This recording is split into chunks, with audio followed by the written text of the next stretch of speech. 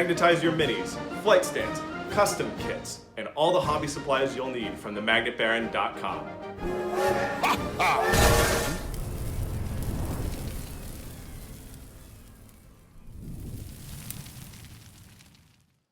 Hello and welcome to the YouTube channel for Craftworld Eldar.com. I'm Brent, and in this video, I'm going to be talking about how to approach the updated secondary objective options in Chapter Approved Warzone Nephilim as a Craftworlds player. It might be useful to players of other factions too, but I'm going to focus on Craftworlds. I'm going to start with a brief overview of the updated options for secondary objectives, and then a quick rundown of how best to think about secondaries in competitive play, just in case you're a very new player. The veterans may not need that part. Then I'm going to talk about the 3 different combos that I think are the best options for Craftworlds specifically, and how each of these interacts with the most up-to-date Strike Force missions. Those are the 2,000 point missions in the new Chapter Approved. Oh, and I usually say this at the end of videos, but for those of you who skipped the last 2 minutes when I finish the content, my patrons enjoy early access to these. If you want to become a patron, I will link my webpage in the video description. Okay, so secondary options have changed a bit. The number of generic choices has been slimmed down a little. In most cases, this seems to be an effort to eliminate the secondary objective options that were easiest, that required the least thought on the part of the person playing them, and were the most difficult for an opponent to prevent. Most notably, Stranglehold and To the Last are gone. Titan Slayer has been rolled in to bring it down, which is just obviously a thing that should have been done. The bigger changes are Stranglehold and To the Last. And there are some other changes too, and when we go through them, we'll see what those are. Some have been made a little bit more difficult. Some of them have been made slightly easier to create more game balance. In addition, there's no longer a restriction on how many faction-specific secondaries a player can choose. So, in your codex, if you have a codex, you'll see that your faction has some secondary objectives that are exclusive to you. And it used to be the case that you could only choose one of those, and now you can choose as many as you want. You can still only have one secondary objective from each of the categories. So if you have one from Warpcraft, you can't have a second one. If you take Psychic Interrogation, you can't take Warp Ritual. If you're a new player, secondary objectives rather, can be a lot to get your head around initially. I think that although these changes have created some new challenges for Craftworld players, I do think they're better for the game as a whole. Because I think it makes sense, right, to not have some short list of secondaries that are optimal, that are the go-tos for competitive play that everybody kind of knows about. And then if you're a new player and you don't know about those, you sort of get punished. So I think that even though I think there's going to be some growing pains for certain armies, and some rebalancing with reference to faction-specific secondaries may be necessary later this year, I think this is a good direction for the game to go. Also, GW has added a list of default secondaries for players who would prefer not to have to choose them. These are Assassination, Grind Them Down, and Behind Enemy Lines. Now, if you're going to a tournament, if you're not really thinking about secondaries and taking the default secondaries, it's probably not going to go well. But in that case, the tournament is probably just a learning experience. Anyway, I actually think having 3 go-to auto secondaries that enable any list that takes them to score some points in any game and any mission is just great. It's a great change. It lowers the barrier to entry for new players. When I'm teaching the game to people who are 40K curious, secondary selection is always the part that makes even the most intuitive new players just like shudder involuntarily, right? The people who are best at learning 40K still find it a lot to try to grok that in addition to all the other stuff, you have to choose secondaries at the beginning. So having the opportunity to just, I think, auto select into 3 of these while you focus on learning your army rules and learning the game totally makes sense. And then once you have a handle on those things, honestly, I think secondary objectives are one of the most tactical and strategically rewarding aspects of the game. So I think this is it's a good compromise to lower the barrier to entry without reducing the amount of nuance in the game. So big fan of that change. Okay, without further ado, here are the secondary options, the generic secondary options as they stand currently. There are still 5 categories of secondary missions. You can have up to 1 from each of the 5 categories. Obviously, not all 5, because you only take 3. If you're wondering why I'm saying this, veteran players, it's because some of the people listening to this video are quite new and are trying to get their heads around this. So 5 categories: Purge the Enemy and No Mercy, No Respite. The first 2 categories are both about killing. Warpcraft is all about psychic stuff. Battlefield Supremacy is all about controlling regions of the battlefield. And Shadow Operations is about performing actions in certain areas. And to make things relatively easy, there are 2 generic options in each of these categories, except for Warpcraft, where there is an extra one for people who have no psychers. We'll start with Purge the Enemy. So 2 options: Assassination and Bring It Down. Assassination has not changed at all. You score 3 points for each enemy character you destroy, and its character unit, not character model. Rarely does that matter, but sometimes it matters. And then if you kill the warlord, you get an extra point at the end of the battle. So against some lists, that's going to be solid. I'll say assassination can also be a trap. Sometimes people are running a lot of characters, but it's very hard to eliminate them, so you've got to be careful. Bring It Down is the killy objective for vehicle and monster lists. You score 1 victory point for each vehicle or monster you destroy with up to 9 wounds, 2 points for 10 to 14 wounds, 3 for 15 to 19, and 4 for 20 or more. Bring It Down has gotten much easier to score since the beginning of 9th, which I appreciate. It's definitely viable in certain matchups. So one of those 2. No Mercy, No Respite, also killing. Grind Them Down or No Prisoners. Grind Them Down is you score 3 points at the end of the battle round, so that's when both players take a turn.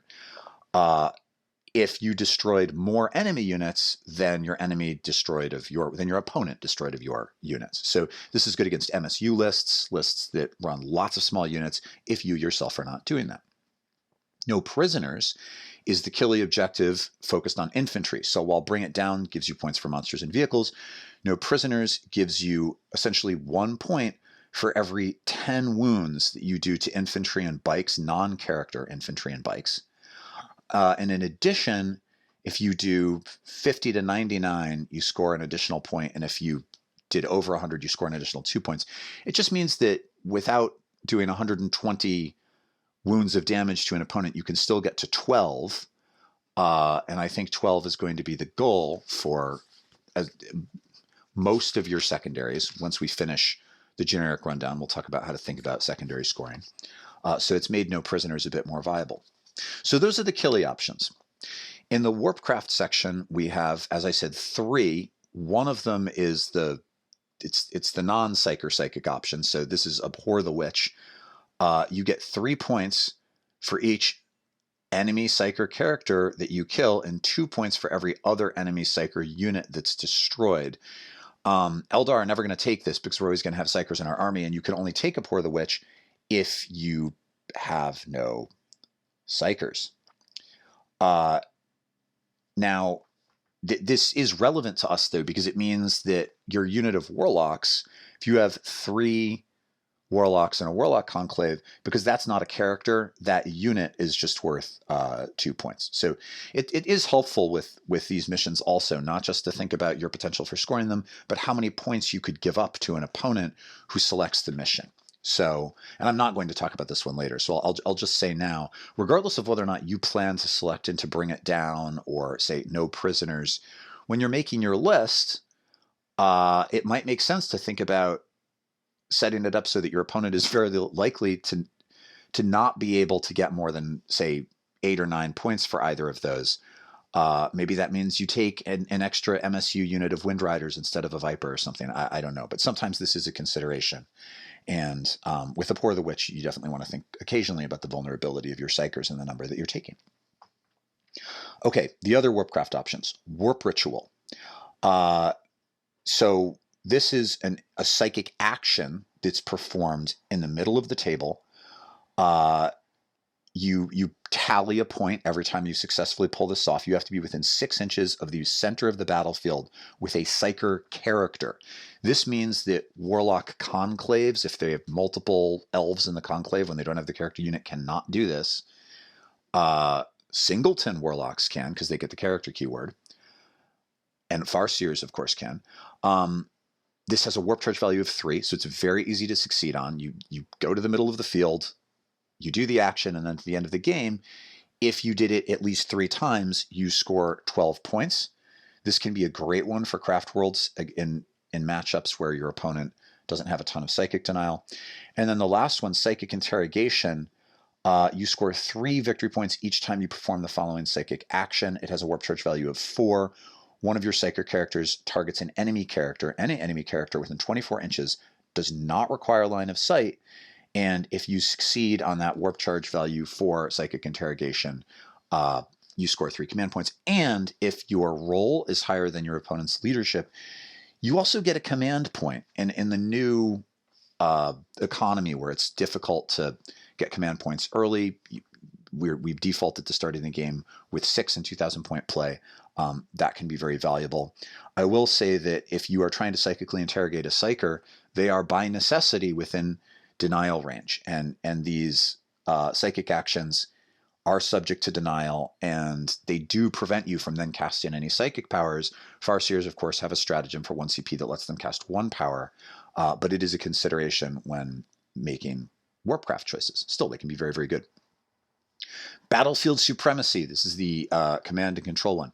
So 2 options. The first one is behind enemy lines. You score 2 victory points at the end of your turn if 1 unit from your army, excluding aircraft units, is wholly within your opponent's deployment zone, and you score 4 victory points at the end of your turn if 2 or more units are. Behind enemy lines definitely has potential on certain maps with certain matchups. This is going to be really powerful. Your other option is engage on all fronts.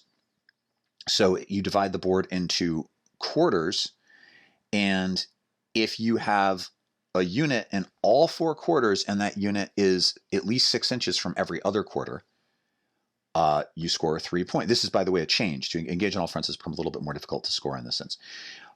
You score 3 points if you control all 4 quarters. If you have, not control, if you have a unit in all 4 quarters. If you have units in at least 3, you score 2 points. So you could get to 15 with this one if you were to score 3 every turn of the game. Now, the unit only counts if it has a starting strength of 3 or more, or it contains a vehicle or monster. This, in this way, engage has been softened up a bit. It used to be not starting strength, but total strength. So it does mean, however, that like your Phoenix Lord Bahareth is not helping with this one, because there's only 1 model in Bahareth's unit. But this is a long time popular Eldar choice and will continue to be good. All right, last category, shadow operations.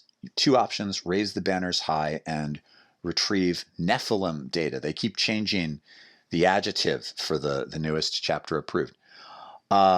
So raise the banners high is an action performed on objectives. Any infantry unit in your army can start to perform this action at the end of your movement phase. If it's on an objective, you put up a banner, and then in your command phase, for each banner that is on an objective, you score an extra point in your command phase, and you score 1 at the end of the game. Now, it's worth noting that unlike pretty much every other kind of action in the game, you can perform raise the banners multiple times in a single turn. So if on turn 1, you take 3 objectives with 3 infantry units, you can put up 3 banners. Keep in mind that untargetable characters like Phoenix Lords are also infantry models. So a Phoenix Lord standing behind a Wave Serpent can raise a banner, and then as long as your enemy doesn't take control of that objective, the banner remains, which means that even if, say, a scout unit raises a banner on an objective and then your opponent shoots it off, unless your opponent actually moves onto the objective, your banner will continue to score, which is a little bit odd because you could technically no longer be scoring the objective for primary points, but your banner could still be scoring if your opponent doesn't actually go over there and take it down. Lastly, retrieve Nephilim data. So this action is performed in table quadrants, kind of like engage on all fronts, but it can be performed by infantry or biker units. And like engage on all fronts, the model performing the action models performing the action have to be a full 6 inches from any other table quadrant And there's an additional challenge with Retrieve Nephilim data. In order to succeed on it, you have to roll a d6 and roll equal to or under the number of models in the unit, adding +1 for troops units. So a unit of 5 Rangers who attempts this will auto succeed on it, but a unit of, say, 3 Wind Riders only has a 50% chance of succeeding on this. At the end of the battle, if you managed to do it 4 times, you score 12. If you did it 3 times, you only score 8. If you did it twice, you only score 4. 1 is worth nothing. So those are our generic options, and in addition, we have some faction-specific options. And the newest Chapter Approved includes all of the faction-specific options in it, so you no longer have to refer to your codex. Also, armies that don't have codexes still have faction-specific secondaries, and the faction-specific secondaries that are most current, the ones that are legal for matched play in Warzone Nephilim Grand Tournament, are in many cases a little bit different from the ones in the codexes. So for example, even though our codex is only a few months old, nevertheless, our missions have gotten a minor update. So here are the Azur Yani, that is Craftworld Eldar, faction-specific secondaries as they currently stand. The first one is called Hidden Path. This is a battlefield supremacy option. So it would replace behind enemy lines or engage on all fronts. You could not take one of those if you took this. Here's how this works. Either you have the webway gate or you don't. If you have the webway gate, then it works like this. You must position the gate at the beginning of the game, not only 9 inches from your enemy's deployment zone, which is standard, but also at least 6 inches from your own. And then in each of your command phases, if you control the webway gate, and this is determined by whether or not you have a single unit with objective secured within 3 inches of it, or if you have no unit with objective secured, but you have more models than your opponent within 3 inches of it, you control it and you score it in your command phase. Now, this does mean, like with primary objectives, that before you can score, your opponent has an opportunity to eliminate those units. But auto succeeding on the scoring, if you have an OBSEC unit, definitely gives you an edge in trying to score this. I'm going to talk more about this one later, but I will just say the great challenge with this is that on many battlefields, on the official GW maps and in many tournaments, it's literally not possible to place the webway gate in a way. You can place the webway gate because you can remove a piece of terrain in your own deployment zone, but not in a way that makes it possible to use this secondary. So nevertheless, there is another way to play Hidden Path. So if your army does not include a webway gate, instead, you score victory points equal to the current battle round if you control an objective that you have selected and told your opponent about before the game began that is at least 6 inches from your deployment zone. On some maps, this ends up being a really great pick. And on some maps, it ends up probably being a total trap. We'll talk more about that later. All right, our second option is a Warpcraft option. So this would replace Psychic Interrogation or Warp Ritual. This is called Scry Futures. And the way this works is it's a psychic action. It has a warp charge value of 4. You perform it if you are within range of an objective marker and you control and have not scryed it. This one has actually gotten a little bit more difficult, which I think is silly because we weren't seeing this a lot. So you have to take control of an objective marker, you have to get a psychic character on it, you have to perform the psychic ritual, and then for each objective marker that you do this on, you score 3 points. There might be matchups in which this really makes sense to take, especially on boards with 6 objective markers. In general, I think that you're going to find it easier to score well on Warp Ritual than on this one, simply because it can be difficult as an Eldar player to take control of objectives on your opponent's side of the board and then get a Farseer there and then perform an action and not be denied. And in order to get to 12 points, you'd have to do this 4 times. You can get to 12 points by only doing it 3 with Warp Ritual. And with Warp Ritual, you don't need to control the center of the board.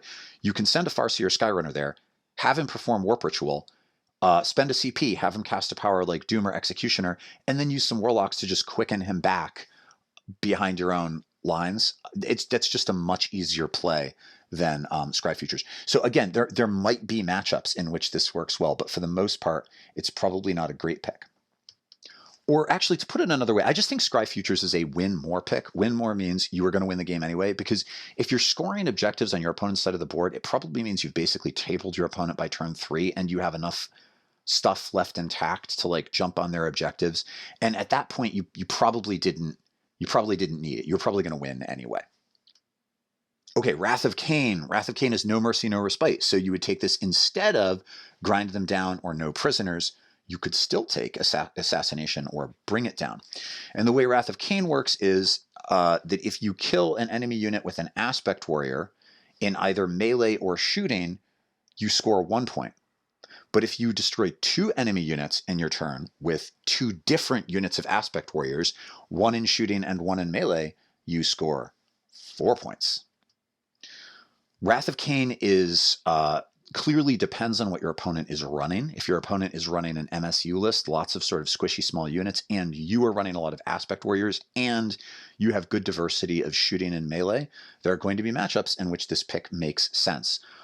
I personally, I know that even before, there some people, Nick Nanavati took this 1 round in a GT that he won. People are having some luck with this in very specific circumstances. I have this personal prejudice against Wrath of Cain simply because I don't want to have to, say, choose to destroy something squishy with my Howling Banshees and then watch them get killed when they really needed to hit something else and do some damage to it. I think it is very, very difficult to use this one well. I think that really good players can in the right matchups, but I think that Wrath of Cain can also be a trap. But having a list that can pivot into this in certain matchups can be super valuable for sure. Last Craftworld specific option is a Shadow Operations option. So this would replace Raise the Banners or Retrieve Nephilim data. Instead, you Scout the Enemy.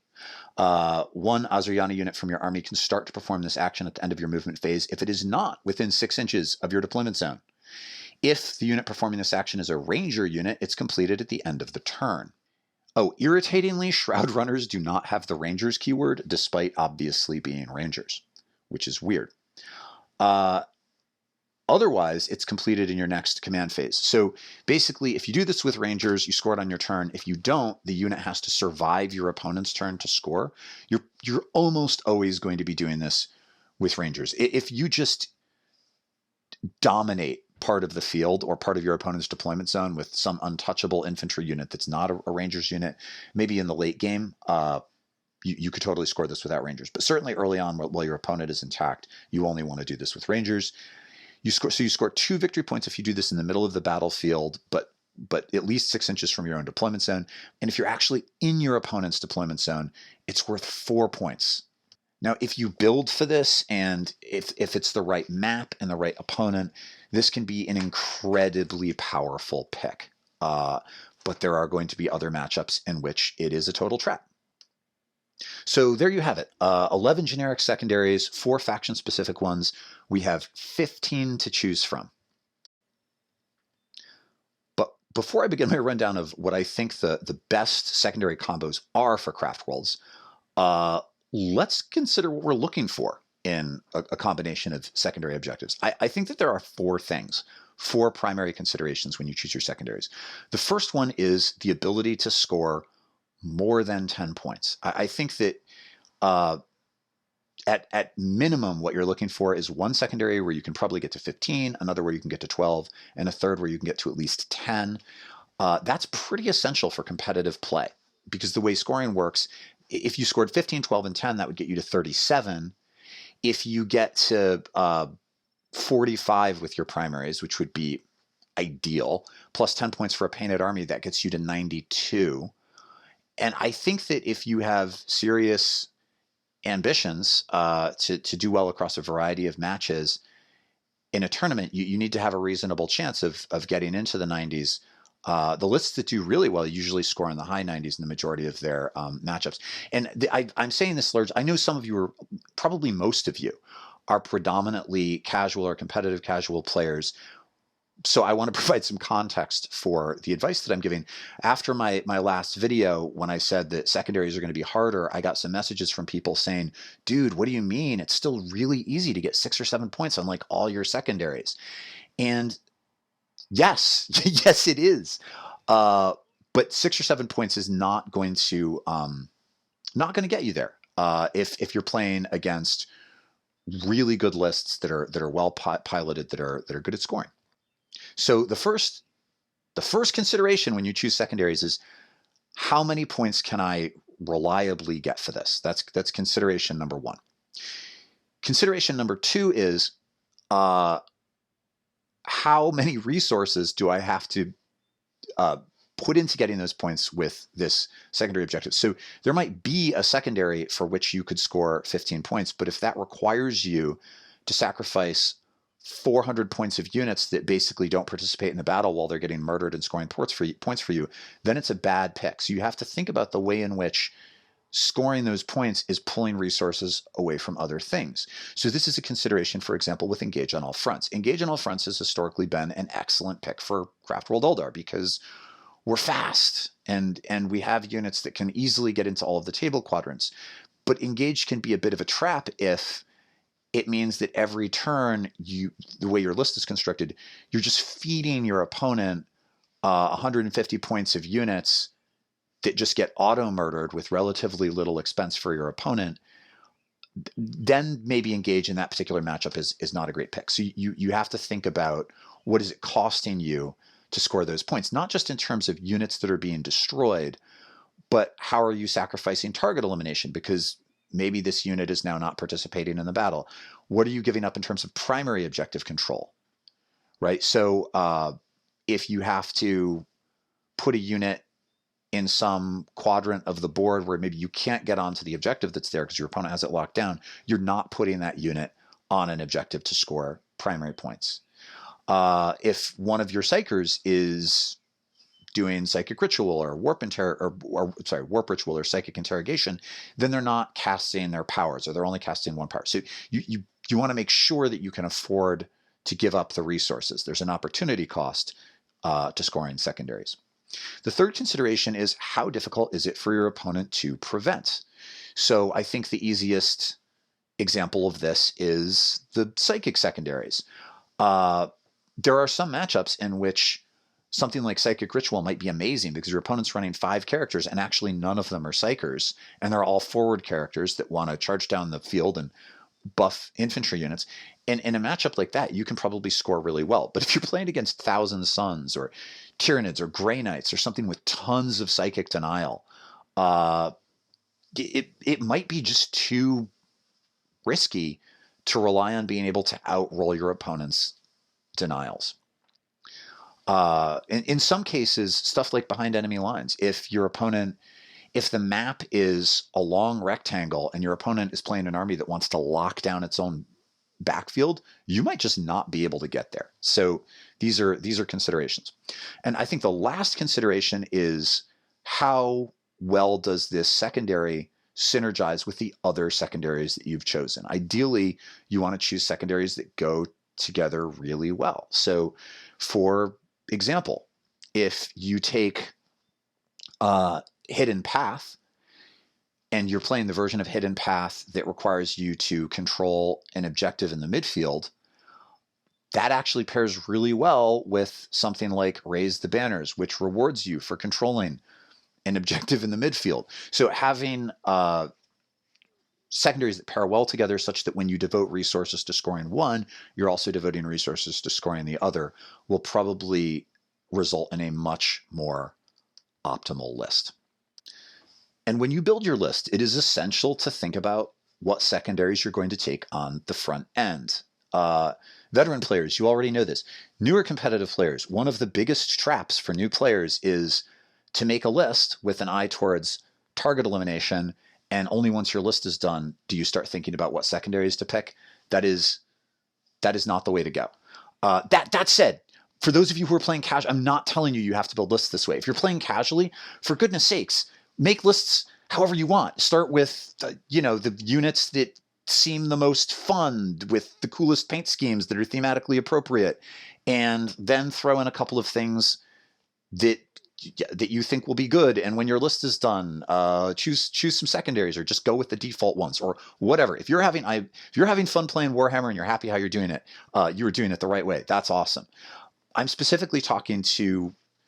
Oh, but even if you're in that situation, right? Like when it comes time to choose your secondaries, now that you've already settled on a list, maybe you want to consider the criteria that I just mentioned for what you pick. And for those of you who are trying to play more competitively or are tired of losing to Jim at the local club, it's very important that when you are planning your list, you think about what secondaries are available to you, and then you choose units that will help you achieve those instead of trying to do it the other way around.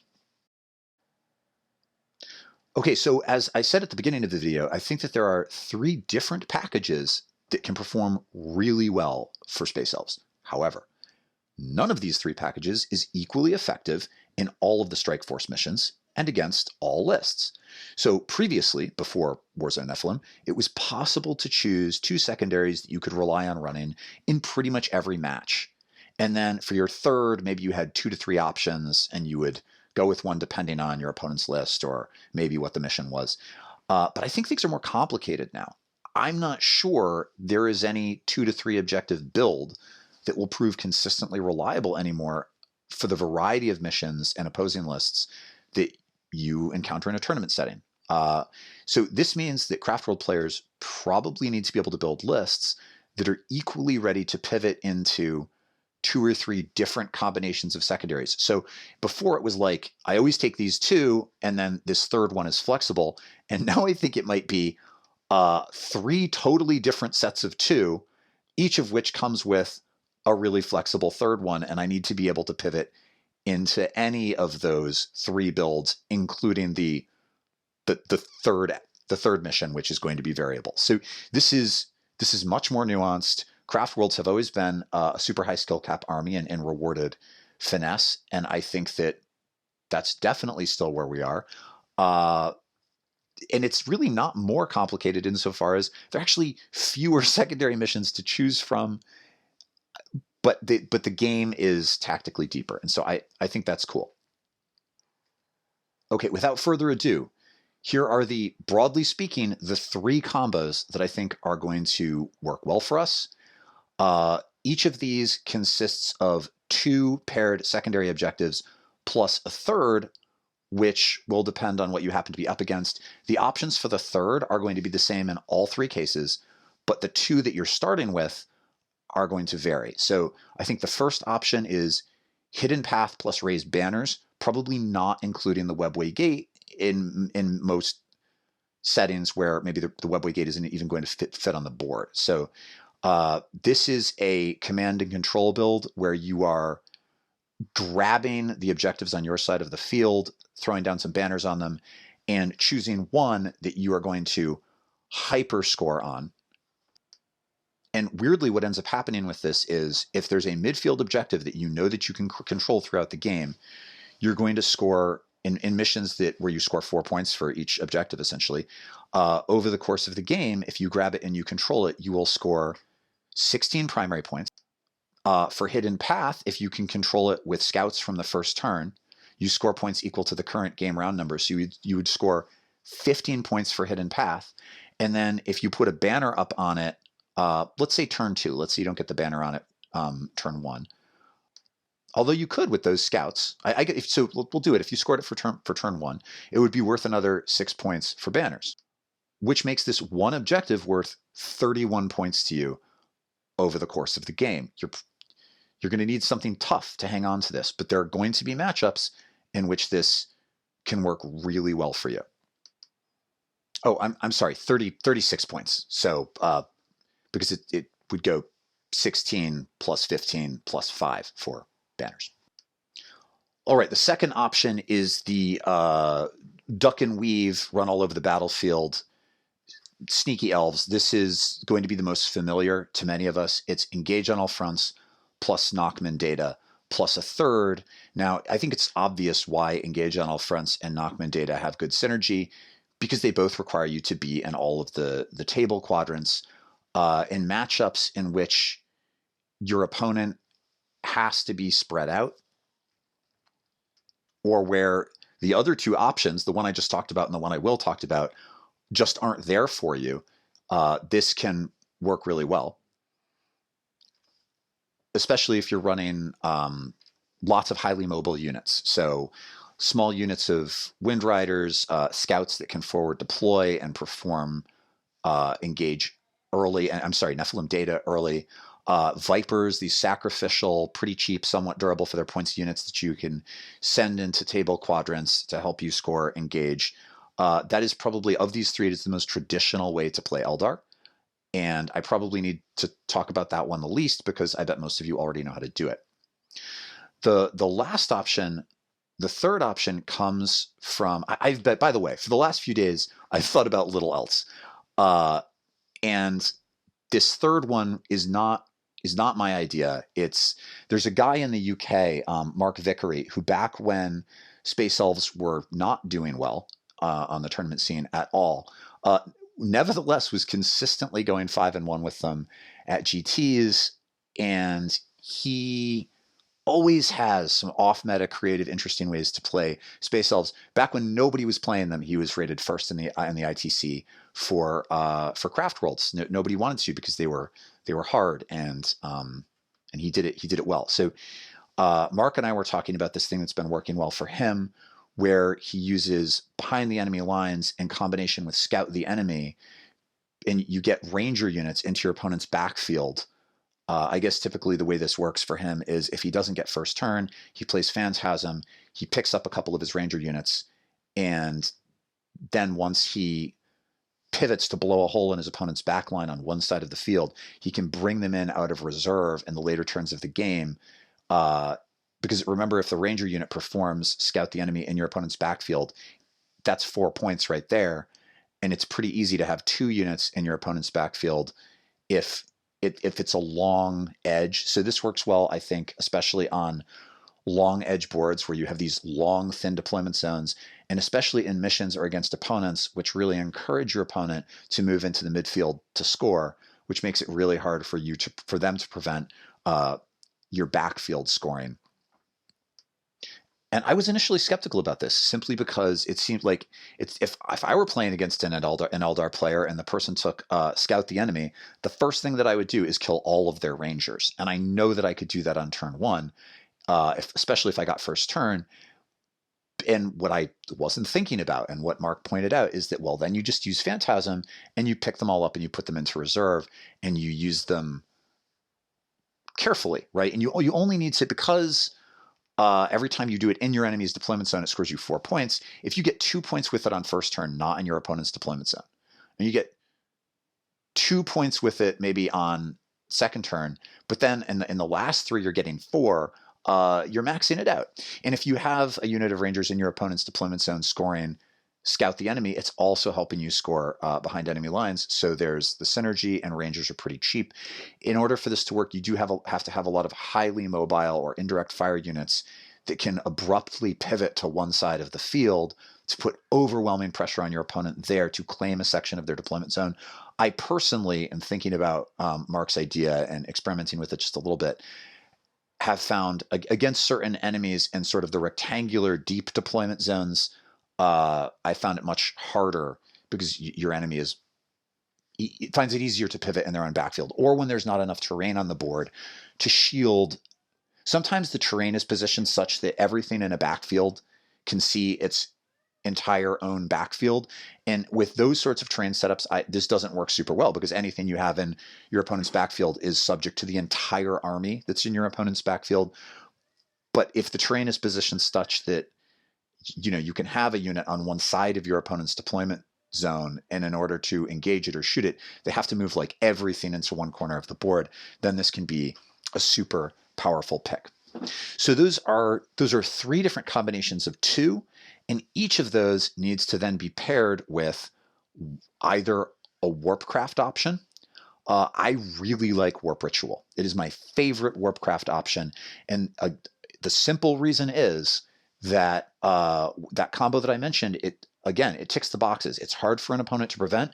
It doesn't use up a ton of resources, and it's pretty reliable. This is where you take a Farseer Skyrunner, you move them into the center of the board, you cast the Warp Ritual, you spend a CP on Unparalleled Mastery to then cast some other Power Doom or Executioner usually, and then you have a Warlock, quicken them out of there, and you save the Strands of Fate die for that Quicken, because you definitely need to get them out of the center of the board. And because you can advance with Quicken, and because they ride the wind, they zip into the middle of the board, they do the thing, and then they can zip them out. You can even put them on the Sunstorm if you're really worried, but now that it costs CP for any relics at all, you may not want to do that. I find it's not totally necessary. So that's a great option. Against enemies with lots of infantry and bikes that you know need to die and will die, no prisoners can be really good. Sometimes your third option is going to be bring it down. When that is the right option, it's obvious. I think the last option, of course, is Wrath of Cain. And I already said that I don't think I personally am going to be pivoting into this one a lot. But if you are running lots of Shining Spears, if you have some Scorpions and Banshees and Dire Avengers, and you know you have enough Aspect Warriors to do a lot of killing in both shooting and melee, and you're coming up against an MSU list, Wrath of Cain probably is a very good option. I just think that it doesn't suit my psychology well personally, but I would definitely encourage you to think about it. So I think what's going to happen is, at least for me, I'm going to try to build lists that are ready to either do Hidden Path plus Raise the Banners, or Engage plus Knockman Data, or even Behind Enemy Lines plus Scout the Enemy, and then pivot into a third one of these depending on who my opponent is.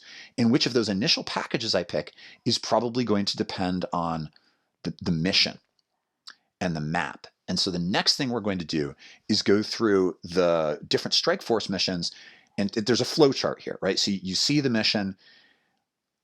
This is the mission. Now I'm going to pick my secondaries, and I think that each of these Strike Force missions lends itself to a different set, a different one of those pairings of secondaries. And so that's the last thing we're going to do.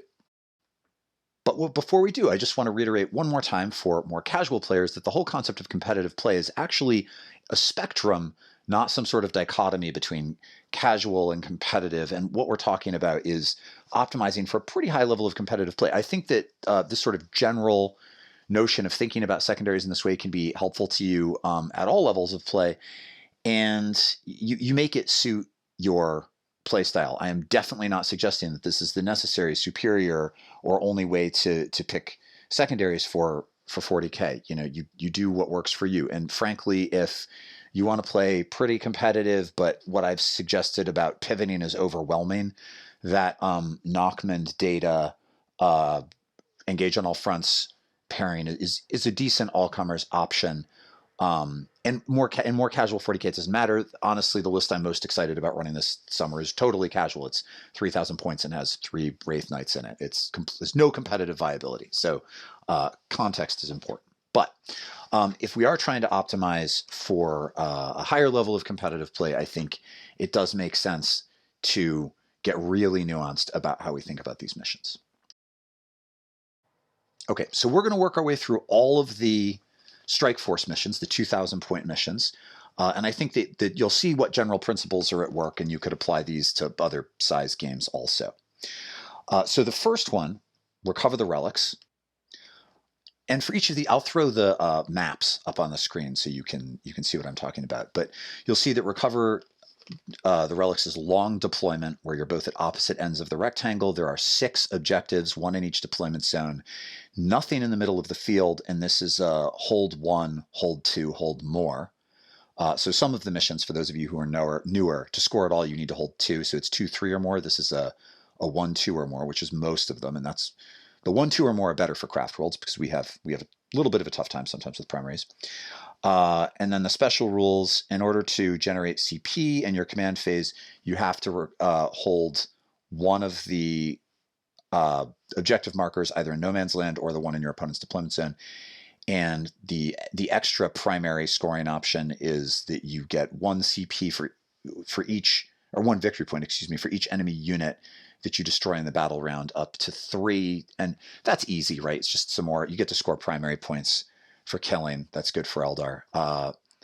For this mission, I like, my go-to would be engage on all fronts and retrieve Nachman data, plus warp ritual if your opponent doesn't have a lot of denial, and then if your opponent does have a lot of denial, you're looking at one of the killy ones, depending on what they're running. And so my flowchart is, first I look at whether or not I can do hidden path raise banners, because I think that's the easiest one to score high on if it works. I think it doesn't work here because it has to, you have to choose an objective that's not within 6 inches of your own deployment zone. So you'd have to choose one of those 2 objectives that's right in front of your opponent's deployment zone, and that could be a really big ask. And then I think behind enemy lines could work for this one. I personally, I like the long deployment better for that, because it's harder for your opponent to clump everything in a way that makes it easy to counter you. So because there's not a better option, I think Nephilim data and engage on all fronts makes sense. Also, your deployment zone is large enough that you can start forward far enough that it's pretty easy to put units into all quarters of the board from turn 1 on.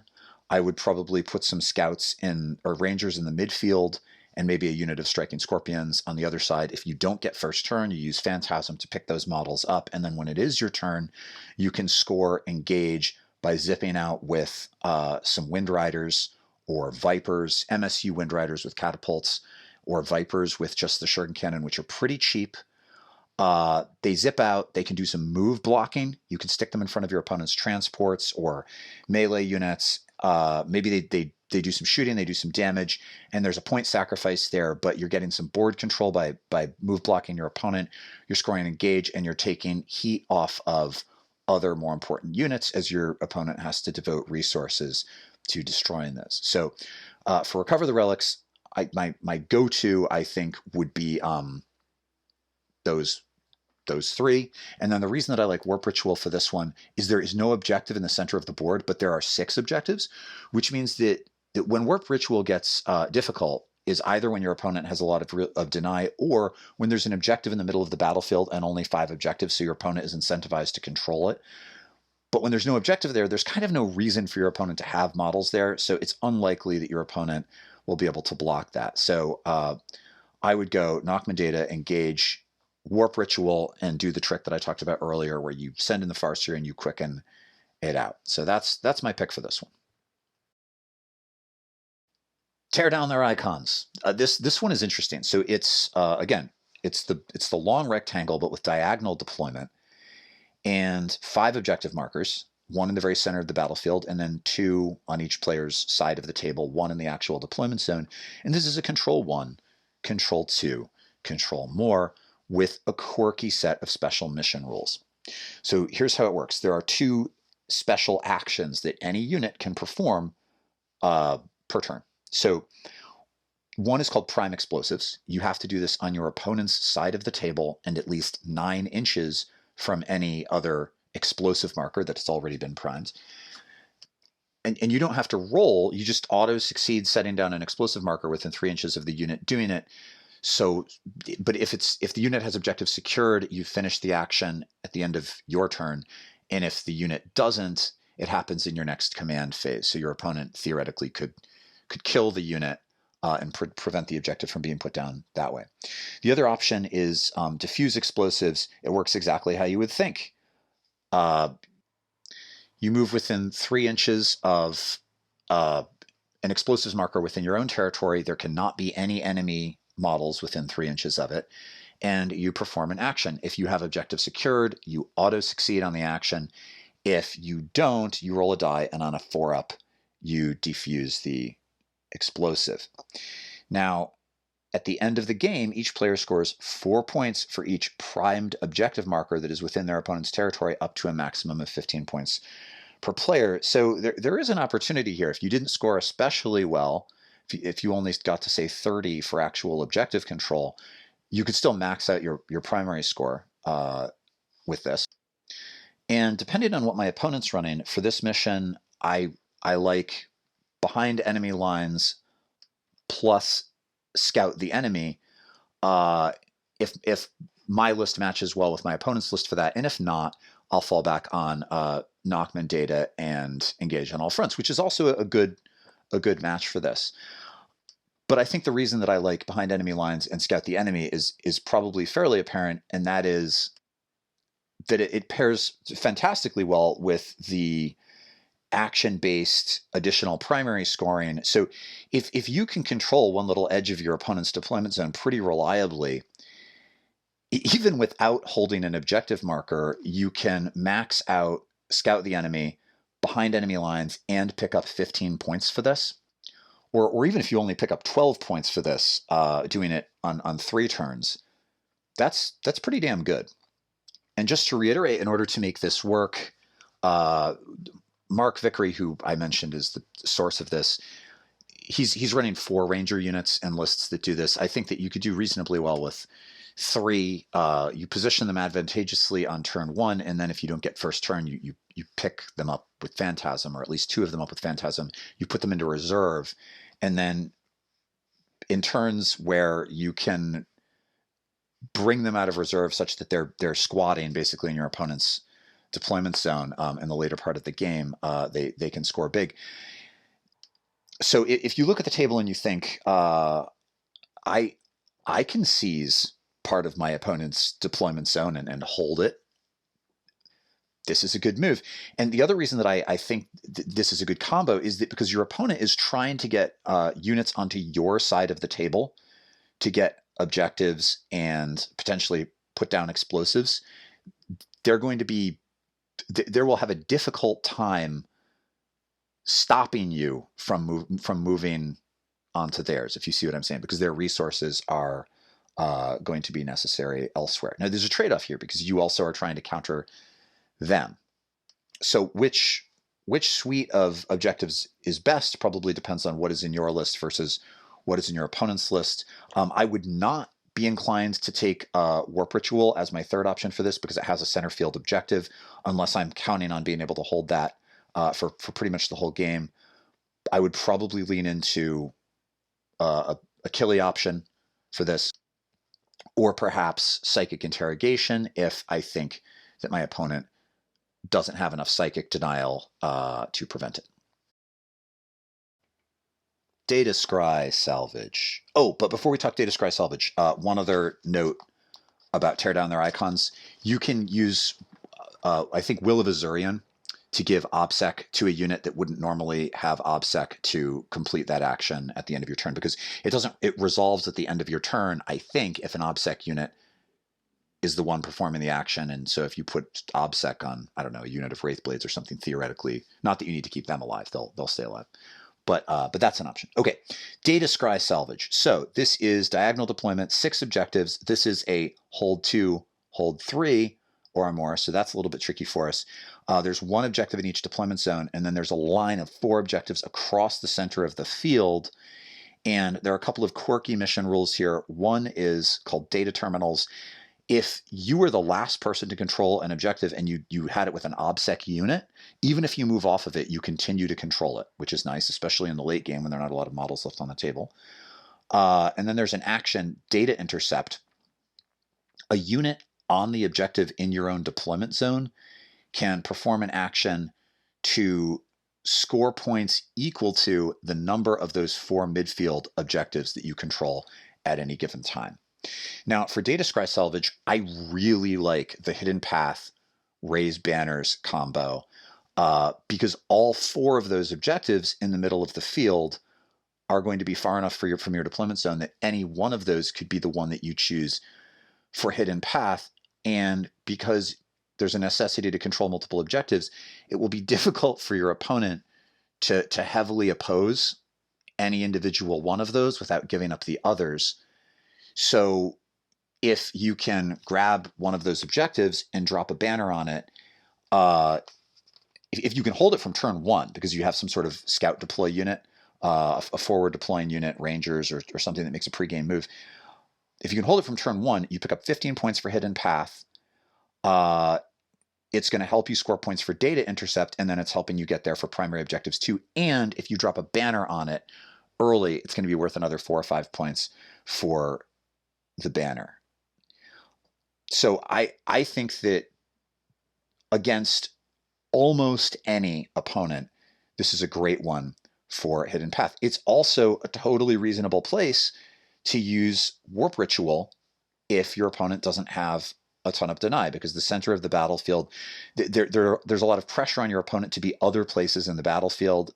The center of the battlefield is probably going to be undefended, and because you are going to have stuff, relatively durable stuff out there on objectives, it'll be pretty easy to zip a Farseer into the center, do the action, and then quicken into some, behind a tough vehicle or some tough infantry or something to make use of Lookout Sir, or just completely out of line of sight. So I think Data Scry is an excellent option for Hidden Path raised banners, but you can always pivot into Nephilim data now and engage on all fronts if you need to. Abandoned Sanctuaries. This is a long deployment, 5 objectives, control 1, control 2, control more. There's one directly in the center of the battlefield, 2 on either side, and then 1 in each deployment zone. And this is that terrifying mission where you cannot use Rangers on the front end or make pregame moves. Nothing can be deployed or move into the midfield before the game begins. And then the special scoring rule is that on each player's turn, if they either control the objective marker in the center of the battlefield at the end of their turn or destroy an enemy unit that was within 6 inches of the center of the battlefield, then they score an additional 2 points.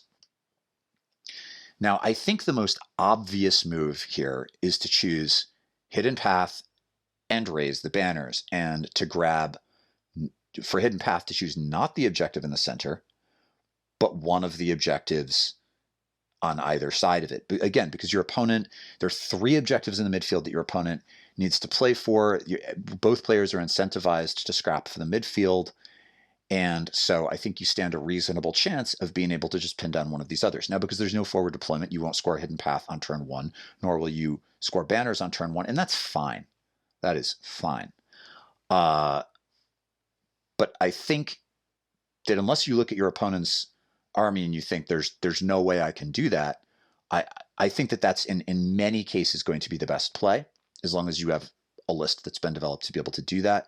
Again, you can always fall back on the Nephilim data engage on all fronts option. That is not at all a bad option for this mission.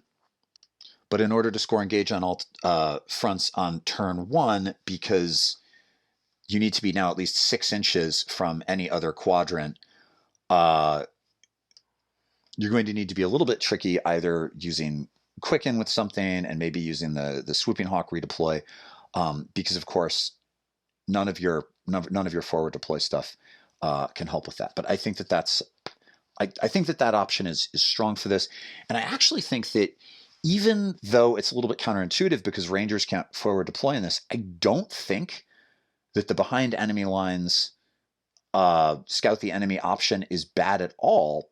You just need to start by putting like 3 units of Rangers into reserve, and you wait, 2 units of Rangers into reserve, and you just wait for your opponent to start committing to the middle of the board, and one of them, they're going to pop out in later turns closer to the opponent's deployment zone. But I think the more obvious picks are definitely the others. I think there's a solid opportunity to use Hidden Path here, and I think that Nephilim data also works really well. I probably would not play Warp Ritual for this. I think Warp Ritual is a win more for this one. If you know you can dominate the middle of the field with absolute certainty, you probably are going to win the game. So, and at that point, by all means, if you know you can do it, use Warp Ritual. But I think you might find yourself wanting to lean into something else, depending on what you see across the table from you.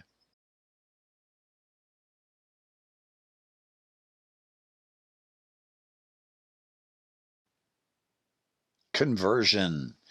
Conversion is the long table edge, but then you each deploy in one quadrant, and you can get you can both get 9 inches away from the center of the battlefield, so you can start pretty freaking close to one another. there are 5 objectives. 1 is directly in the center, 1 is basically in the middle of each deployment zone, and then 1 is in the middle of each empty quadrant. It's hold 1, hold 2, hold more. You only get CP if your warlord is alive. And the corrupted ground progressive objective scores you 4 points if you control the objective marker in your opponent's deployment zone, 2 points if you control 1 or more objective markers in no man's land, and then you lose 1 each turn. It's an interesting mechanic if you don't control the 1 in your own deployment zone. I actually think any of the 3 packages potentially works really well for this. And so now it just comes down to, what do you feel most comfortable with? How does your army play best? Hidden Path, I think, works well because you can choose either of the objectives in the empty quadrants and lean into definitely controlling that. And you can potentially set some scouts, advanced deploy units to make sure you can get it early and screen your opponent. It's close enough to your own deployment zone that you can get stuff there. There's a lot of potential. Of the 3, it's arguably the one that I like the least, but I think that it could work great because your stuff is going to be so spread out. Engage on all fronts. Again, the mission is putting emphasis on engaging on all fronts because you're scoring extra points for holding the objectives in no man's land. Obviously, you want to control your own quadrant, and if you can get anything into your opponent's backfield, well, now you're scoring there too. The only thing that could make the engage Nachman data, or Nephilim data, excuse me, a little bit tricky in this one is that your opponent is also incentivized to spread out, so they might have more units available to counter you than they normally would. They're not necessarily just going to yield sections of the board, but honestly, one of the advantages to the engage Nephilim combo is that you generally are running some sacrificial units, so that might really not be a problem. I think this is a strong contender. And lastly, I think it'll work well for the behind enemy lines thing too, because you're starting so close to your opponent's deployment zone, potentially with your whole army, that if you look at your opponent's army and you see that you have the units to just bully your way into their deployment zone. If you're running a block of Wraithblades that can be quickened across the board on turn 1 and sneakily deploy some scouts in out of the way areas that can sort of creep in from the sides unmolested, you just start so close to your opponent that potentially there's play. On the other hand, your opponent is all packed into one area of the board, so they could, at least in the first turn of the game, they're probably going to be well positioned to screen you. But in order to play this mission, they have to spread way outside of the deployment zone. So I think for this one, you're in the delightful situation of being able to just play the combo that you feel most confident about, and I think the mission will accommodate it. What I've said about the third pick for your third secondary holds here. You do the psychic one if you can. So if they don't have a lot of deny and you think you can control the center of the battlefield, do it.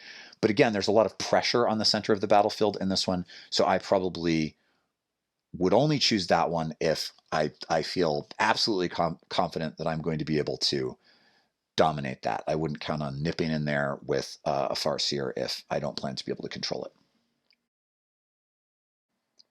The Scouring. Long deployment, 5 objectives, all in the middle of the field, 1 directly in the center. Control 1, control 2, control more. And the special mission rule is you can do something called an Auspex scan. So a unit from your army starts to perform the action if at the end of the movement phase it's entirely on it's touching an objective, within range of an objective, and then it's completed in your next command phase if you survive. You can only do this on any given objective once, and each objective that you do it on gets you 3 points at the end of the game. I actually think there's only one pick for the Scouring, and that is Nephilim data and engage on all fronts. Because of the long, deep deployment, I think that behind enemy lines can be difficult. It's easy, especially early on, for your opponent to block you out, and there's not a lot of incentive for them to reach all the way onto your side of the table, so they're likely to stay clustered in their deployment zone and just forward of their own deployment zone. I think it makes it hard to score behind enemy lines. And then I made the mistake of trying the hidden path combo actually last night, funnily enough, against AdMech. There's only one objective where it's even legal to play it, and that is the one directly in the center of the board. And because of the way this is set up, it's just really easy for your opponent to apply overwhelming force to that objective. So that you're basically all in on that. If you put hidden path on that objective, you're declaring the entire game rides on whether or not I can control this. And I thought I was running 12 Wraith Blades. I had a unit of 7 and a unit of 5, and I used lightning fast on them every turn, and I put fortune on them, and I did every conceivable thing I could to keep them alive, and the AdMech player that I was playing against just completely annihilated them. So learn from my mistakes. Don't run hidden path on this one. Unless you look at your opponent's list and you think, oh, I can just bully that list all over the table. But that's not usually where Craftworlds are, right? We're not a bully army in that way. So I think this is a solid engage on all fronts, Nephilim data plus the best killy objective available to you in the vast majority of matchups. Tide of Conviction. This is long deployment, 6 objectives, control 2, control 3, control more, with a special rule called supply lines. You have to control the objective in your own deployment zone in order to get CP, and the special rule overrun. If you control objectives on your opponent's side of the table, you score additional points for primary objectives. 2 if you score either objective that's just on your opponent's side of the table. 4 if you control the one in her deployment zone. And you score those points again at the end of the battle. Now, for this one, I only like Nephilim data and engage on all fronts, probably with Warp Ritual. And the reason for that, there are 6 objectives. You have to spread out to control them. There is an objective to control in every quadrant of the table, and you can position units on it such that those units are also far enough from the other areas to either trigger the Nephilim data action or to engage on all fronts. And there are plenty of other places to go to score those that are not on an objective, and your opponent is incentivized to be in very specific places on the table that might make it difficult for her to prevent you from doing that. And the reason that I don't like either of the others, I don't like Hidden Path because I never like when the only options for Hidden Path are on your opponent's side of the table. And then you could still, for a moment there, I was thinking there were no objectives that were legal for but the objectives on your opponent's side of the table would be legal picks for Hidden Path, but why would you do that? And then I don't like this for behind enemy lines. Initially, it looks good because it's the long deployment. Your opponent is incentivized to leave her own deployment zone. But the reason I don't like behind enemy lines for this one is that it's a hold 2, hold 3, hold more. So you have to hold at least 2 objectives. And then you also have to devote resources to controlling a portion of your opponent's deployment zone. There are players with lists who could probably do this really well and score well on it. Maybe, hey, Mark, if you're watching this, maybe Mark could really nail the points for this. I think that I would struggle with that particular combo. So for me, I really do think this is a Nephilim data, engage on all fronts. And then I like Warp Ritual for this. Again, there's no objective pulling your opponent in the center of the table, pulling your opponent to that location. So probably you can nip a Farseer in there and then run away with it. And there are plenty of places for it to hide nearby on an objective where you already have stuff stacked, so it can benefit from Lookout Sir. So unless your opponent has crazy good deny, I would take that. Otherwise, we pivot into something killy. So there it is, Tide of Conviction. Death and Zeal. My feelings about Death and Zeal are exactly the same as my feelings about Conversion, because the maps are exactly the same, and the rules are not spectacularly different. They're actually barely different at all. It's control 1, true control more, and then you score extra points if you take objectives away from your opponent. So you score 2 points if you do one of the following and 3 points if you do both. You control every objective marker on the battlefield, or at least one objective marker that you did not control at the start of your turn, and you destroy an enemy unit that was within range of an objective marker. So you get extra points for taking objectives and killing enemies on objectives. This is very straightforward, and just like with the other one, any of the three work really well. I probably wouldn't do Warp Ritual again, but any of those three builds, whichever one you like best, that's the one to use. Secure missing artifacts. This one is quirky. It's diagonal deployment, 5 objectives, the one in the center of the battlefield, and then 2 on each player's half of the table. We've seen this setup before, but the rules for this one are much different because it involves moving objective markers before the game begins. So you take turns. First, the attacker repositions one of the objective markers either on their own side of the table or their opponent's side of the table. So there's 2 labeled A and 2 labeled B. The 2 labeled A are in player A's zone. The 2 labeled B are in player B's zone. All of those objective markers are getting moved 6 inches. So first I move 1 6 inches, and then you move 1 6 inches. And then you move 1 6 inches again, and then I move the last one 6 inches. And none of the objective markers can be moved into defensible terrain or onto obstacles. After you have done this, each player chooses one objective in their opponent's territory, so not the one in the center of the battlefield, one of the 2 on the other side of the table, and marks it down as the priority objective. And then you both reveal what you've written down, and if you control the one that you chose in your opponent's territory, you score 3 victory points at the end of your turn. My experience, at least with this in the last book, was there was kind of no point in writing it down secretly. You always knew which the priority objective was going to be. It's the one that's easier to get to. The most interesting decision here is when the attacker decides what objective to move first, because either you move the objective that is in your opponent's territory but not in their deployment zone closer to you, which is the standard move, or you prevent that from being done to you by moving your own back, because no objective can be moved twice. So, if you move your own back 6 inches towards your own deployment zone, then when your opponent moves yours, they'll have to grab the objective that's already in your deployment zone and just move it basically to the edge of your deployment zone.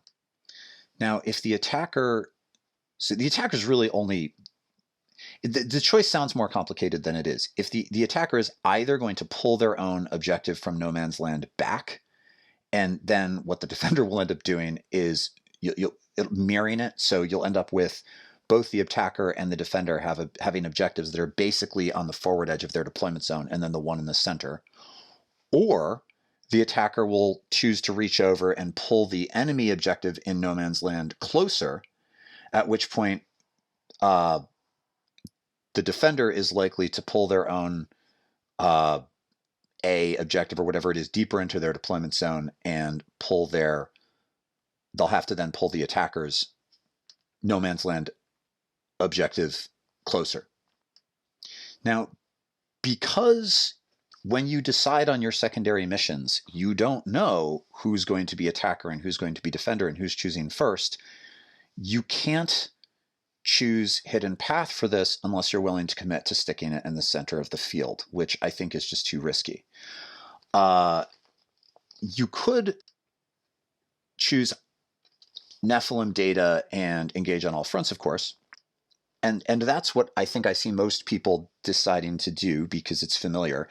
But you do have the disadvantage that there isn't, the way the field is likely to be set up, given where these objectives are and where they end up, there probably isn't going to be a lot of places for your units to hide that are trying to engage, especially in that quadrant of the board that includes a great deal of your opponent's deployment zone. There, it might be pretty easy to screen you out and kill stuff. So you really might struggle to max those out, even though I don't think they're going to be bad choices.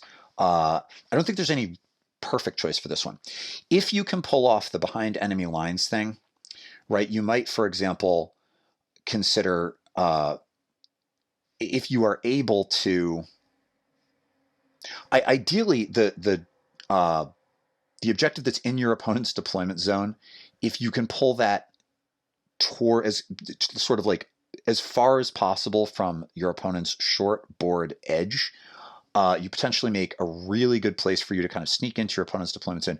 I think that behind enemy lines and scout the enemy really does have a lot of play for this one, but I also think that that's the combo that most players are going to be most uncomfortable with. It's a finesse combo.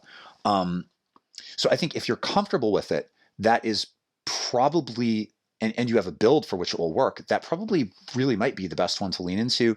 If not, Nephilim data and engage on all fronts will work.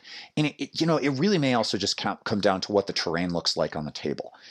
If it's easy for you to hide units out of line of sight in a part of the board where you can then sort of sneak into your opponent's backfield and there's not a lot that they can do about it, then that's probably the move. And if you can't do that, you're probably left with Nephilim data and engage on all fronts by default. Now, to finish up, I'm going to talk about the principles of list construction with reference to the idea that you need to be able to pivot into multiple different secondary pairings and tertiary options. So we'll go through each of those pairings and the tertiary options and what sorts of things you need in your list in order to have the option to play those. And we'll see there's a lot of overlap, which is encouraging, and a lot of ways to do this. And I'm going to start with the engage on all fronts Nephilim data pairing, simply because I think that one is pretty much essential.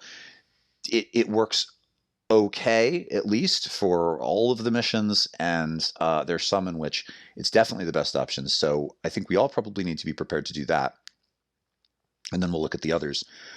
So in order to be able to guarantee that you can pretty much max out your score for engage on all fronts, so if you scored 3 points per turn, right, that would take you to 15, and for the data, that would take you to 12.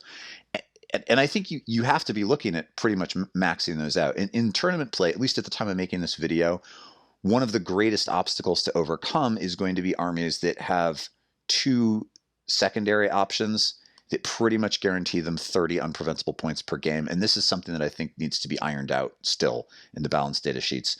I'm thinking of Sisters of Battle and Thousand Suns.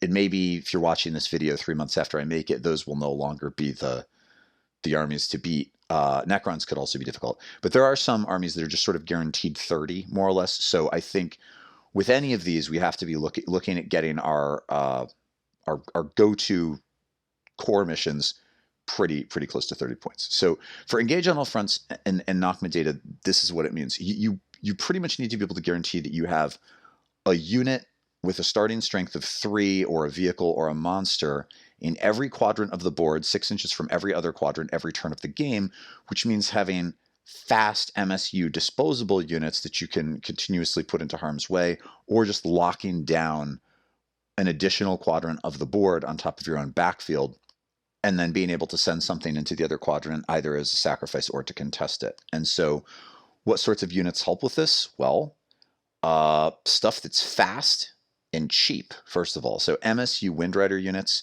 those 3 elf Windrider units with just the shuriken catapults, and Vipers, again, ride the wind because you guarantee the 6-inch advance. Super helpful with this. You have to think about it in deployment. Super good. Units that can deep strike. So Hawks, Spiders, the CP-free sudden assault deep strike, those can be really good for this.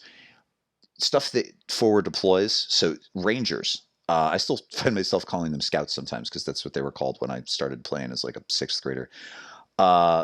Units that can start the game in the middle of the table. This can be... So here's the thing that I really like with this one. You position a couple of units of Rangers in the midboard, at least one of which is totally in a quadrant, 6 inches from every other quadrant. And in the other quadrant, you drop some Scorpions. And if you get first turn, the Scouts perform Nephilim data in one quadrant, and your Scorpions charge something and lock up your opponent's backfield. So you've got both those forward quadrants. So you're maxing out engage on all fronts, and you're getting one of the 2 hard to perform Nephilim datas on your opponent's side of the table. And then if you don't get first turn, you spend a couple of CP on Phantasm. You pick up the Scorpions and the Scouts, and maybe another unit of Scout Rangers, excuse me. And you score with them later by bringing them in out of reserve. When you pick them up, you don't put them in your backfield. You put them into reserve, and you bring them in on table sides later. Not quite as effective, but still quite good. Wave Serpents can be good for this, just because they're durable, and even after they've disgorged whatever unit you had inside, they can just be there in an inconvenient part of the board where they're going to score you points and put some damage on your opponent. And in order to deal with the Wave Serpent, to prevent it from scoring, your opponent has to make difficult choices about moving units out of position into a part of the table, and therefore spare your more threatening units. There are a lot of tactical options there. Wraithblades can actually be good, because if they pin down, especially an objective in a table quadrant, on your opponent's side of the table, and you're throwing fortune on them, they can be resource intensive to eliminate. If they're not fighting anything, you could have them do retrieve data. If they're under fire, or there are not enough models left in the unit to make that a good idea, they can still help you score engage. So there are lots of units. There's a wide variety of units that are well suited to this combo. Even Warlock, 3-elf Warlock conclaves, right? Because as long as there's a starting strength of 3, they can help with engage. I've actually had games where I find that my 3-elf Warlock conclave that's still in my own backfield ends up being really important for helping me score engage, as I have to continue to deploy resources to other parts of the table. I sometimes am thankful that I have something like that in my own backfield that can help me do that. Because again, with engage, your 1-elf characters like your Farseers aren't doing it for you. So the other big consideration with this pairing is units that can reliably retrieve data. So you have to roll equal to or under the number of models in the unit. You may remember that. You get +1 if it's a troop unit. So that Ranger unit that started more or less in the middle of the table in one of those forward quadrants with only 5 Rangers, it scores automatically. But your unit of Swooping Hawks, your 5 Swooping Hawks that you cleverly used to shoot something and then move into your opponent's backfield, figuring the next turn they're going to score data, you can roll a 6. I did it in my last game. It can be tempting in list construction to get a few extra points by keeping those units of Hawks or Spiders to 5, but it can really cost you. It's worth 20 points to add another Hawk to the unit to make sure that it will auto-succeed on retrieve data, because you can only afford to fail that once if you want to max it out. And as I said, for reasons I think we really need to looking at being able to max that out in competitive tournament play. And you're taking a big gamble if you're attempting it with units that can't auto-succeed, that even on a 6 are going to flub it. So there's another list building consideration. Try to get your units that may be performing this, your Spiders, your Hawks, even your Dire Avengers, those 5-elf Dire Avengers units with the twin catapults, they want to be 6 now if you can spare the points.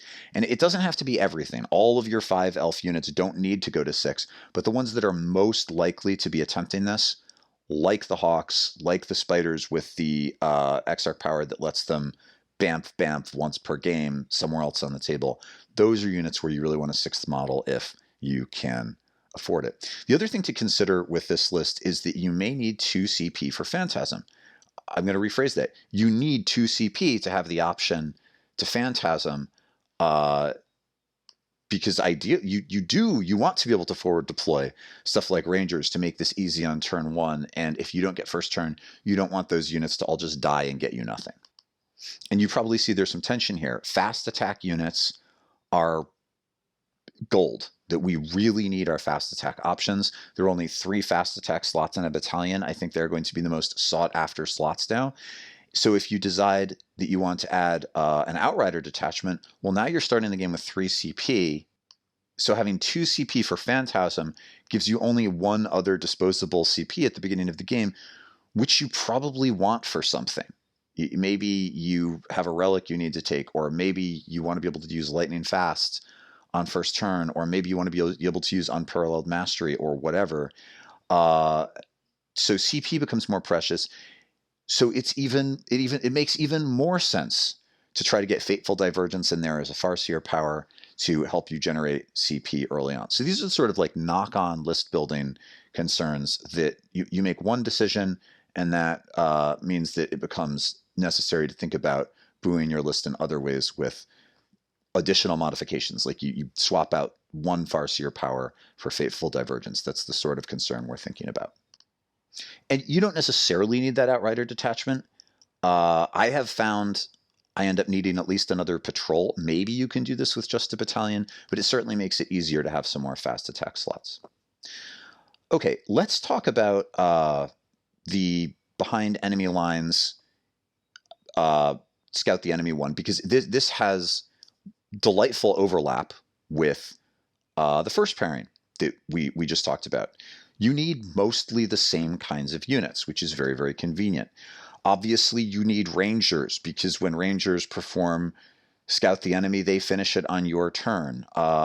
So one of the lists changes that I've seen in my competitive lists is I used to, in my battalions, almost always take 2 units of Rangers and 1 unit of Guardians, and now I'm pretty much always taking 3 units of Rangers. I even have a list now where I have a patrol detachment also with a 4th unit of Rangers, and that can be extremely helpful. The other thing that you need for this build is fast units that can pivot to put a lot of pressure on one side of the board to blow a hole in your enemy's backfield, so you're just sort of controlling part of your enemy's backfield.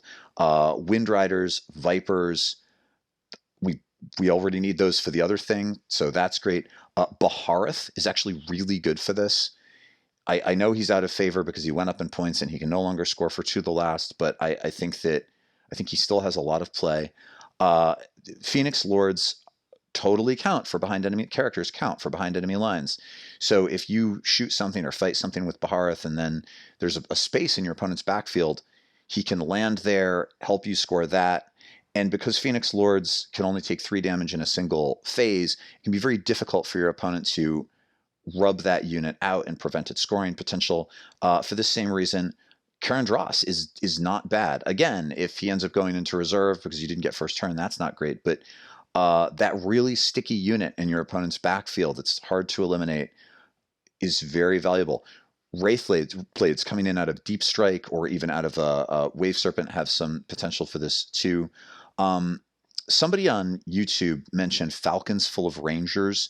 The Falcon full of Rangers in theory is a great option because you have everything you need for both behind enemy lines and scout the enemy because you have 2 units in your opponent's backfield. Obviously, you can't drop it in your opponent's backfield on turn 1 because the Falcon Deep Strike still requires you to give 9 inches from the deployment zone. But coming in on a latter turn, potentially you could bring in a Falcon full of Rangers that would max out on its own both behind enemy lines and retrieve Nephilim data. I think most opponents in competitive play are just not going to, they're going to see that. That's a big base model to try to drop in the backfield. They're going to work hard to maintain control of their backfield. Maybe just being able to put that pressure on them makes it worth it. Apparently some people are having some luck with this. I found it a little bit difficult to optimize personally, but it doesn't mean that you shouldn't try it, or maybe it isn't a great option. The other thing that Mark Vickery over in the UK likes for this is indirect fire. He's still running some indirect fire platform to help target units that are out of line of sight in the opponent's backfield to make this work. And some of at least the D cannons on platforms have really good synergy also with the Hidden Path, Raise the Banners. So they're not, even though they're nerfs to indirect fire, they can be very good for this. Quicken is also important. I should have said that also when I was talking about the Engage on All Fronts pairing. Quicken, I am finding Quicken to be just absolutely essential now in every Eldar list, because a lot of your scoring options now really depend on you having units in the right place. This is actually also true for Hidden Path, because you often want to get something pretty tough onto that on turn 1. Quicken really helps with that. So there's another list building concern. Okay. And then for Hidden Path and Raise the Banners, what you need is durability and area control. So Wraith Blades, great.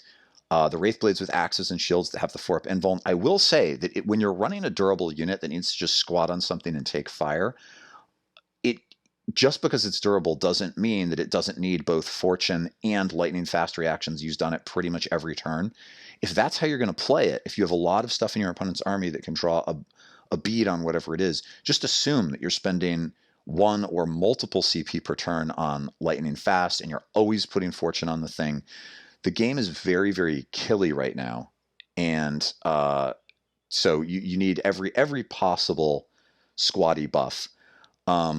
Wave Serpents can be really good for this. Wave Serpents full of infantry, for the simple reason that they're durable. You know, they have not only the invuln that you can lean into using Strands of Fate, but also they're the limitations on wounding Wave Serpents with shooting attacks. So even though they're T7, they end up being T equal to whatever the hardest thing your opponent is hitting them with.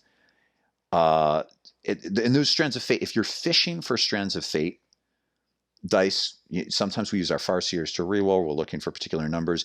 If you are running Hidden Path and Raise the Banners, you're going to be fishing for 6s because you want to be able to auto-succeed on armor saves against your opponent's really hard-hitting one-shot kill weapons against Wraithblades, or the stuff that's really going to mess up your Wave Servants.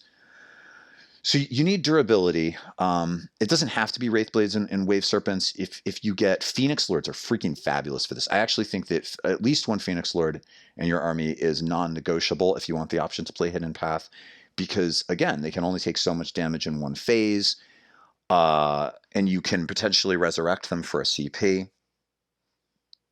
Bahareth is good.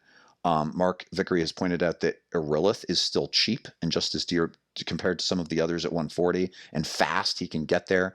I'm not totally convinced that Osserman is a bad pick, even though he's expensive. There are not a whole lot of 3-up invulns left in the game. He has one. But even a trio, if you can screen out your opponent's melee units with, say, Rangers, even something like some Warwalkers with the 5-up invuln save is really not bad. Ulthway lists like this one because they have the 5-up Feel No Pain against mortal wounds. There's more and more mortal wounds in the game, and so that Ulthway power, I think, continues to be, I guess there were a lot before too with Tyranids. It continues to be, I thought that the 5-up Feel No Pain against mortal wounds would just be sort of icing on the cake with Ulthway. I'm finding it is an extra reason to want to lean into that build. I think there's lots of good Craftworld options, but that's one of the things that makes Ulthway desirable. So you need durable stuff. You need stuff that can screen for those durable units that are squatting on the objective, because melee tends to be some of the highest damage output in the game, and so you keep your objective holders extra safe if you can screen out the melee. And then units that can raise banners, because we remember that the whole notion of taking Hidden Path on an objective is that you're pairing it with raised banners, so that you grab the objective for Hidden Path. You're scoring it both for the primaries and for Hidden Path, but then also for the banners. And you need stuff that can raise banners on other objectives. So infantry units and characters. Dire Avengers are nice because they can raise a banner and also shoot. But infantry units and characters that it's okay for them to not be doing anything else but raising a banner on a particular turn. That's important. It's not a big consideration. It's hard to build a list that won't be able to do that, but it's something that you need to at least check for. And then lastly, the tertiary objectives. Well, if you want the opportunity to play a psychic option for Warp Ritual, you absolutely need to have a Jet Seer, a Farseer on a jet bike, and Warlocks with Quicken. You need because he needs to nip into the midfield. I already explained how this works. Do the thing and then get quickened out. The other thing that I think you need is some kind of bonus to your casting, because you want to be able to use this not only against armies that don't have any psychers, but also against armies that have at least regular denial. And if your opponent doesn't have any bonuses to deny, but is going to get to roll to deny, well, I mean, you win on ties, so you have an edge in that sense, but I think you still do want some kind of bonus. So either you want Ulthway, which gives you +1 to your first psychic cast, or Children of Prophecy, or you want to take the Seer Council, or you want to cast Focus Will on the Farseer doing the thing. And so you need to have thought about your psychic resources and the resources that you're going to allocate to making your psychic powers better. If you want the opportunity to lean into this, you need to be able to do at least one of those. And I don't think Warp Ritual is the auto take. I do think Psychic Interrogation sometimes makes sense, simply because it's very easy for your opponent to have Psychers within 24 inches of the middle of the board. But if your opponent has non-Psyker characters that want to be aggressive, well, then you can set up situations where you can psychically interrogate those characters without being vulnerable to psychic denial. So even though I've said earlier that Warp Ritual is my favorite, it is, because you only have to do it 3 times. I already explained why it's my favorite. Nevertheless, there are going to be matchups in which Psychic Interrogation makes more sense because your opponent has some pretty decent psychic denial, but they also have characters that need to be ahead of those psychic denial units and therefore more subject to being scored on. Now, for the target elimination secondaries, you don't need to plan for Bring It Down or No Prisoners. I assume that your list already has Killy power. So if your opponent is running a list where that's your option, great, you're there, you have what you need. For Wrath of Cain, though, you do need to plan, because the way Wrath works is there have to be at least a couple of turns where your aspect warriors different units of aspect warriors are destroying an enemy unit in both the shooting phase and in melee. Now, shooting's not that hard. Dire Avengers are really good right now. Swooping Hawks are really good. Warp Spiders are really good for that. But melee, your options are a little bit more limited. Striking Scorpions, clearly, potentially can do it even on turn 1. Howling Banshees are freaking great. They have so much killing power. And the nice thing about Shining Spears is that they can do either, right? Shining Spears are both very shooty and very fighty. But you do have to think about the fact that for this one, your aspect unit has to not just mess up the target unit really badly, they have to kill it. So this might be a reason to go with your Shining Spears into having 4 in the unit instead of 3, but also tripping out the Exarch a little bit. In Howling Banshee units, if you're going to take 1 unit of Howling Banshees, you obviously want Piercing Strike. If you can spare the CP, you also want the Crone Scream that does D3 plus mortal wounds when you charge with it. And if you're going to run Wrath of Cain, you also have to think about keeping these units alive to do it. So you may need to have the option of starting your Banshees off in Deep Strike and bringing them in and then using Strands of Fate and Ghost Walk to be able to just get them there, or starting them in a Wave Serpent so your opponent can't, if your opponent is fast and maneuverable or has some aircraft and gets turn 1 or whatever, can't just nip into your backfield and kill everything that would have made it possible for you to score Wrath of Cain, or just hurt those units so badly that they're not likely to be able to eliminate anything. I've already talked about the reasons why I don't personally love Wrath. It just doesn't suit my playstyle. For me personally, it feels like a bit of a trap. So I won't reiterate this here, but I will say you do have to think about the ways in which it could be a trap and make sure that you've planned for it. How am I going to guarantee that I can get my melee units to the target? How can I keep them alive to do that? How do I make sure that they kill the target, not just maim it? So there, I think, is the list of essential needs for this stuff. I think that you definitely need some stuff that can hold on to objectives. Your fast attack units are really important. I think there are not going to be a lot of competitive Eldar lists out there. If I list Wind Riders, Vipers, Hawks, and Spiders, I think some number of those units are basically compulsory. Warwalkers also can be good for that because they can move. They have a pregame move. They've got the invuln save, and they're pretty durable for their points. I think you definitely need some number of units of Rangers in your list. You need units that can perform actions. I'm finding Dire Avengers to be basically non-negotiable.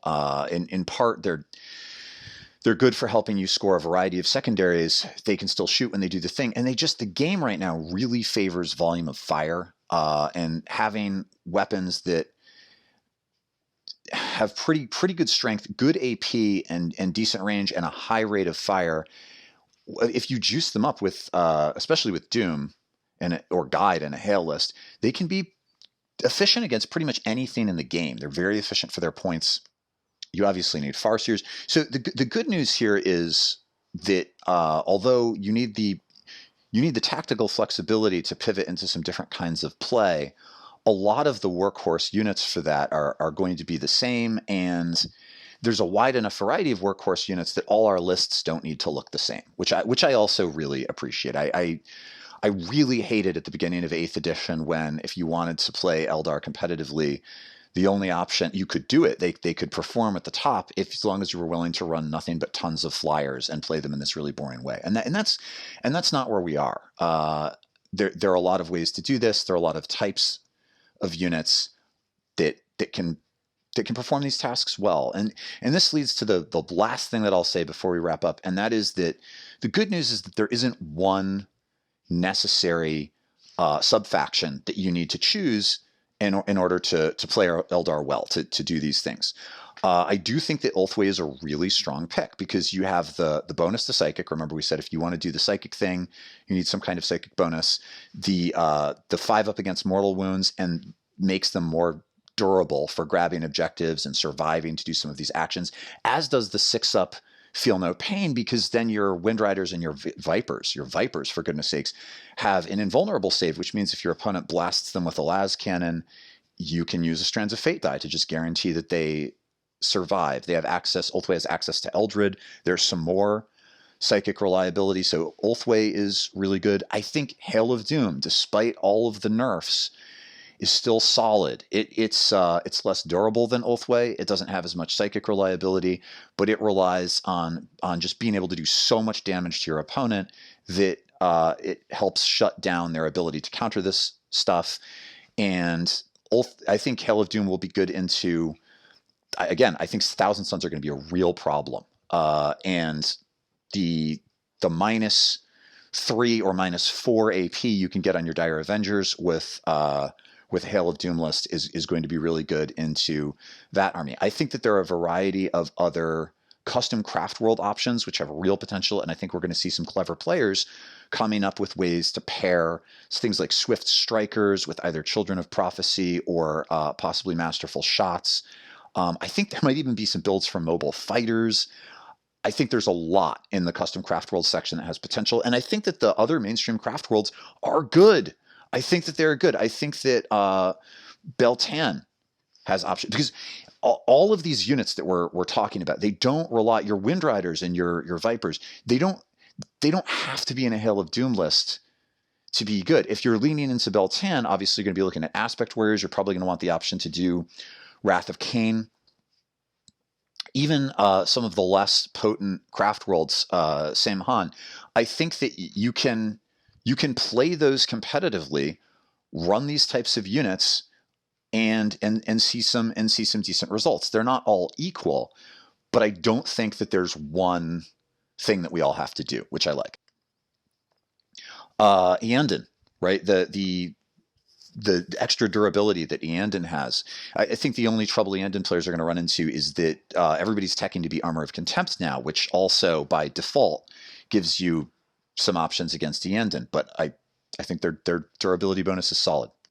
So whatever your Craftworld, whatever Craftworld you're loyal to or willing to pivot into for competitive purposes, I think that you have the option to run any and all of these. I think that they can function as go-to options for any kind, certainly any sub-faction. And then I think that there are also some other options that I haven't talked about. There may be games, especially if you're running Beltan, in which taking Wrath of Cain and Achille option and Warpcraft Ritual or Warp Ritual might be the way forward. Like maybe Wrath of Cain plus No Prisoners plus Warp Ritual is the move. So I'm not suggesting that the 3 builds that I've pointed out are always going to be the best options, but I do think that they are always going to be options, and I think that they're going to be options for a wide variety of builds. And I think that the real takeaway here is that in competitive play, you're going to need a couple of different ways to run your list with reference to secondaries that you have already prepped for, built for, thought about, and that you don't have to plan when you get to the table. So what I'm doing is I'm opening up my Chapter Approved, and I'm writing down next to each Strike Force mission the secondaries that I want for that mission. because I just don't want to have to devote any mental energy when I get to the table to looking at my opponent's army and looking where the objective markers are and making these decisions. I've only got so much of that to go around on a day, especially if I'm playing 3 games in a day. So planning for this, building for this, thinking about it on the front end, and having a plan about which things you're going to pivot into under what circumstances, I think are going to give you an edge. So that's what I've got. Sorry, long one. Thanks so much for sticking with it to the end. Those of you who stuck with it to the end, hopefully some of this is useful to you. If you liked this video, I hope you will click like. If you have your own ideas about what secondary pairings might be most beneficial or how to play certain secondaries with Craftworlds, please leave those in the comments below. If you've not already subscribed, I hope you will consider subscribing. And I know I said it at the beginning, but I'll say it again. Thank you, Patreons. If anybody else is interested in becoming a Patreon to obtain early access to these videos, you can do so following the link in the video description. Thanks so much, everybody. I will be back again soon with more content. Take care.